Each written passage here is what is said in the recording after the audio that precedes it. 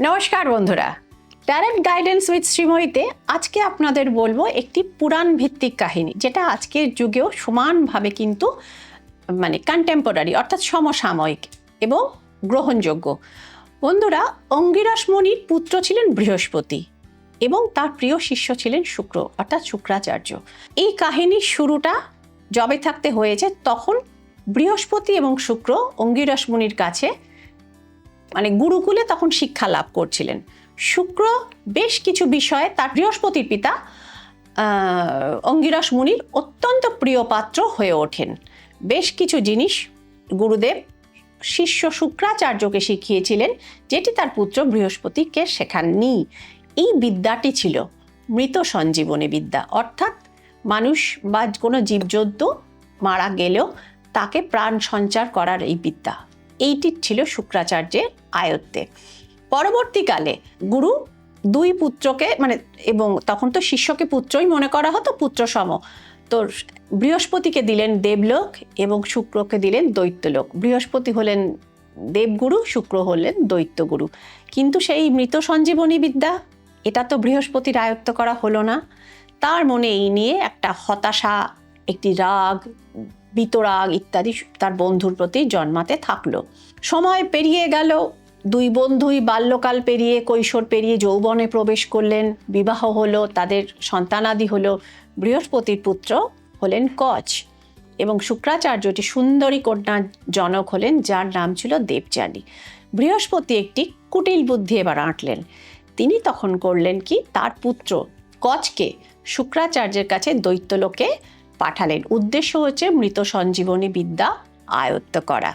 এবং কচকে বলেছিলেন বৃহস্পতি, তুমি কিন্তু শুক্রাচার্যের কাছে কখনো জানাবে না যে তুমি আমার পুত্র, অর্থাৎ দেবলোক থেকে তুমি গেছো। কচ সেটি জানাননি এবং তিনি গুরুকে প্রসন্ন করার জন্য যত রকম চেষ্টা এবং তার বিদ্যা সমস্ত আয়ত্ত করলেন।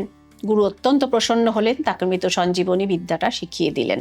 কচ কি করলেন, এই বিদ্যাটি আয়ত্ত করার সঙ্গে সঙ্গে অর্থাৎ শুক্রাচার্যের কাছে শিষ্যত্ব গ্রহণ করে তিনি পড়াশোনার সঙ্গে সঙ্গে আরেকটি জিনিস শুরু করলেন। শুক্রাচার্যের সুন্দরী মেয়ের কন্যা দেবযানীর প্রেমে হাবুডুবু খেতে থাকলেন।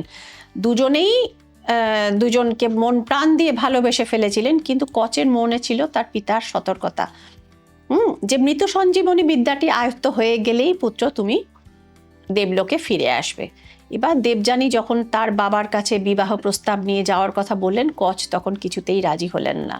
তিনি তখন তার আসল পরিচয় প্রকাশ করলেন এবং দেবলোকে তিনি ফিরে আসলেন। দেবযানী শোকে এবং প্রতারণায় বিভ্রান্ত হয়ে তাকে শাপ দিলেন যে প্রয়োজনের সময় কচ কিন্তু মৃত সঞ্জীবনী বিদ্যার প্রয়োগ করতে পারবেন না। তো বন্ধুরা, এটিই ছিল প্রেমে প্রতারণার বা প্রেমে বিশ্বাসঘাতকতার সম্ভবত প্রথম একটি উদাহরণ। তো সেই ট্র্যাডিশন আজও চলেছে, কিন্তু ট্যারো কার্ডের কাছে বোঝা যায় যে কে আপনাকে সত্যি সত্যি ভালোবেসে সম্পর্ক তৈরি করতে চাইছে এবং কে আপনাকে কোনো একটা কারণে ইউজ করছে। হতে পারে আপনার টাকা পয়সা, হতে পারে আপনার ফ্যামিলি রেপুটেশন, হতে পারে আপনার বাবার পরিচয়, বা তাকে বাইরে পাঠাবার প্রতিশ্রুতি বা সেই সামর্থ্য, হোয়াট এভার। কোন কারণে প্রেমটি শুরু হয়েছিল সেটি কিন্তু পরিষ্কার বোঝা যায় ট্যারো কার্ডে এবং তার আউটকাম বা পরিণতি। আপনারা দেখছেন বন্ধুরা ট্যারোট গাইডেন্স উইথ শ্রীময়ী। ছোট্ট একটি মেইল আছে আমার কাছে, আমি এটা পড়ে ফেলছি। সুমনা দে টালিগঞ্জ থেকে আমাকে লিখেছেন যে দিদি, আমার বিয়ে হয়েছে বছর 5 হলো, কিন্তু আমি এখন যেটা বুঝতে পারছি, সম্বন্ধ করে বিয়ে হয়েছিল, কিন্তু এখন যেটা বুঝতে পারছি আমার স্বামী বেসিক্যালি কিছু করেন না, অর্থাৎ তার কোনো উপার্জন নেই। তিনি শ্বশুর এবং শাশুড়ি দুজনেই তারা ভালো জায়গায় কর্মরত ছিলেন। শ্বশুর সরকারি বড় পজিশনে ছিলেন, অফিসার ছিলেন, এবং শাশুড়ি ছিলেন স্কুল মিস্ট্রেস। তো তাদের জমানো মোটামুটি ভালো টাকা পয়সা আছে। সেই পয়সা সে কিন্তু পুরো ফুটানি যাকে বলে সেইটা করে সে বেড়ায়, সেই মোটরসাইকেল, সেই গাড়িতে চড়ে বেড়ায়। এবং আমি যে পড়াশোনার পর চাকরি বাকরি করার চেষ্টা করেছিলাম, তারা প্রথম থেকেই বলেছিল সংসারে মন দাও, আমাদের মতো সম্পন্ন ফ্যামিলির বউয়ে চাকরি করতে যাওয়ার কি দরকার।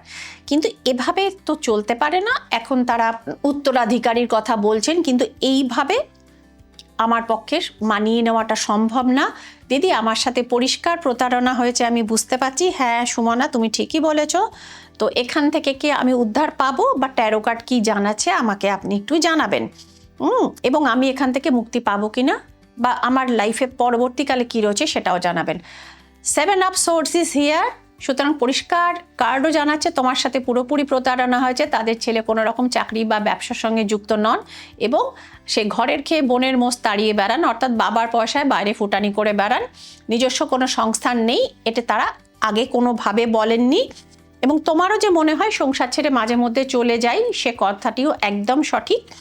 তো সুমনা, তোমাকে আমি জানাচ্ছি তুমি বিবাহ বিচ্ছেদের রাস্তায় হাঁটতে পারো, এবং পরবর্তীকালে তোমার কিন্তু নিজস্ব উপার্জন এবং নিজস্ব কর্মসংস্থান রয়েছে, এবং এটি দ্বিতীয় বিবাহের যোগও দেখতে পাওয়া যাচ্ছে। সামনেই কিন্তু গুপ্ত নবরাত্রি আসছে, অত্যন্ত স্ট্রং পজিশন, এই যোগে তুমি কাজ করিয়ে নিতে পারলে। এবং একটা জিনিস তোমাকে বলবো, এই ফ্যামিলি কিন্তু তোমাকে খুব সহজে ডিভোর্স দেবে না। তো তাদের এটা বুঝে গেছে যে একবার যখন একটা এক্সপোজ হয়ে গেছে বাইরের জগতে, যে ছেলে কিছু কাজ করে না এবং তার করবার কোনো ইচ্ছেও নেই, সঙ্গে সে দুশ্চরিত্র, এদের ছেলের আর বিয়ে হবে না। কাজে তোমারও যাতে দ্বিতীয়বার বিয়ে না হয়, আর তোমার লাইফটাও নষ্ট যাতে হয়, সেই চেষ্টা তারা করবে। এবং পরের পর তোমাকে ডেটের পর ডেট ঝুলিয়ে তারা কিন্তু তোমার অনেকটা বয়স এবং অনেকটা সময় তারা নষ্ট করে দেবে। সুতরাং তুমি যদি মনে করো যে এখান থেকে রেস্কিউ চাও এবং পরবর্তীকালে নিজের কেরিয়ার এবং নিজের জীবন সামলে নিতে চাও, নতুন ইনিংস শুরু করতে চাও, সেক্ষেত্রে গুপ্ত নবরাত্রির সামনে রয়েছে। তার আগে কিন্তু দ্রুত তুমি যোগাযোগ করে নেবে, এবং এই সময় করা কাজ কিন্তু অত্যন্ত প্রভাবশালী হয় এবং তাড়াতাড়ি কিন্তু ফল পাওয়া যায়। তাহলে দেরি না করে তুমি যদি মনস্থ করে থাকো, আমার যে নাম্বারগুলো যাচ্ছে সেখানে অনলাইন বা অফলাইন কনসালটেন্সির জন্য তুমি আরেকবার যোগাযোগ করে নিও। যত দ্রুত সম্ভব তত তুমি এখান থেকে বেরিয়ে আসার চেষ্টা তুমি করো, এবং এখন থেকে যে চাকরি বাকরি রিলেটেড যে পরীক্ষাগুলো রয়েছে সেগুলো তুমি আস্তে আস্তে পড়াশুনো করাটা শুরু করো। ভালো থেকো। তো এক্ষেত্রে বন্ধুরা, তাহলে দেখা গেল ট্যারো কার্ড কী করে সমস্যার গভীর থেকে তার সমাধান সূত্রটা বলে দেয়, এবং সে যে এই সমস্যাটা বলেছে এটা যে যথার্থ সেটাও কিন্তু ট্যারো কার্ড রিভিল করলো। তাহলে বন্ধুরা, প্রতারণার হিস্ট্রিটা আমরা দেখতে পেলাম যে আজও সমানভাবে হয়, কোথাও বৈবাহিক সম্পর্কের ক্ষেত্রে, কোথায় প্রেমজ সম্পর্কের ক্ষেত্রে, কোথাও চাকরি বাকরির ক্ষেত্রে অর্থের লেনদেন হচ্ছে এবং সেখানে বড় ধরনের প্রতারণা হচ্ছে। তো সুতরাং কোনো জায়গায় পার্টনারশিপে প্রতারণা হচ্ছে।